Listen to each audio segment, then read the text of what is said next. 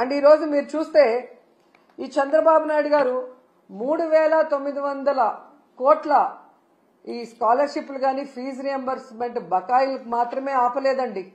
ఆయన ముఖ్యమంత్రి అయిన ఈ 7 నెలల కాలంలో ఫీజు రియంబర్స్మెంట్ ని ఆపేశాడు, అమ్మఒడిని ఆపేశాడు, చేయూతను ఆపేశాడు, మెడికల్ కాలేజీల్ని కట్టడం ఆపేశాడు, నాడు నేడు స్కూల్స్ రెన్యువేషన్ ఆపేశాడు. అలాగే మీరు చూస్తే 0 వడ్డీ పథకాన్ని ఆపేశాడు. ముఖ్యంగా పేదవాళ్లకి చాలా అవసరమైన ఆరోగ్యశ్రీని ఆపేశాడు. ఇక వాలంటీర్ వ్యవస్థని ఆపేయటం మనం అందరం కూడా చూస్తూనే ఉన్నాం. ప్రభుత్వ ఉద్యోగాలకి ఐఆర్ లేదు, పిఆర్సీ లేదు, కనీసం డిఏ కూడా ఇవ్వకపోవటం ఈ రాష్ట్ర ప్రజలందరూ మేధావులందరూ కూడా గమనించాలని కూడా కోరుకుంటున్నాను. ఎందుకంటే ఒకవైపు జగన్మోహన్ రెడ్డి గారిని తిట్టడానికే టైంని స్పెండ్ చేస్తున్నారు, కానీ వాళ్ళు ఎన్నికల్లో ఏం ప్రచారం చేశాం, ఏ సంక్షేమాన్ని అందిస్తాం, ఏ అభివృద్ధిని అందిస్తామని చెప్పిన మాటల్ని మరిచిపోవడం ఇక్కడ మనం గమనించాలి. ఎందుకంటే మీరు చూశారు ఏ విధంగా అధికారంలోకి వస్తే మేము సూపర్ 6 అమలు చేస్తామని చెప్పారు.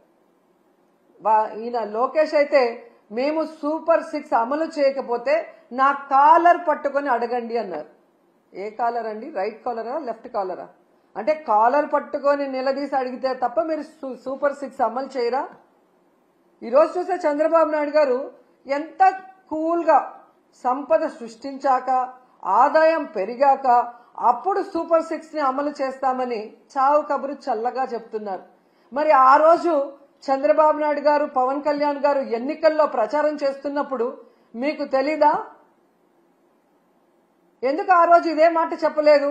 మేము వచ్చాక సంపద సృష్టించాక ఆదాయం పెరిగితేనే సూపర్ 6 అమలు చేస్తాం, లేకపోతే చేయలేమని ఆ రోజు ఎందుకు చెప్పలేదని అడుగుతున్నా.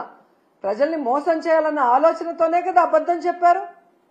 మళ్ళీ మీరు చూస్తే చాలా ఎటకారంగా చంద్రబాబు నాయుడు గారు, మీరు కూడా వినుంటారు, పెద్ద గొంతేసుకొని చెవులో మైక్ పెట్టుకొని తమ్ముళ్ళు బటన్ నొక్కుతాడంట జగన్మోహన్ రెడ్డి. బటన్ నొక్కడం పెద్ద విషయమా? మూలనున్న ముసలమ్మ కూడా బటన్ నొక్కుతుంది అని ఎటకారంగా మాట్లాడాడు. మరి మీకు కూడా 73 ఏళ్లు పూర్తయ్యాయి కదా, మూలనున్న ముసలమ్మ బటన్ నొక్కగా లేంది 73 ఏళ్ల ముసలోడివి మీరెందుకు నొక్కలేకపోతున్నారు ఆ బటన్ అని ముసలోళ్ళందరూ గుసగుసలాడుకుంటున్నారు. మీకు వినిపిస్తుందా? Please subscribe .news.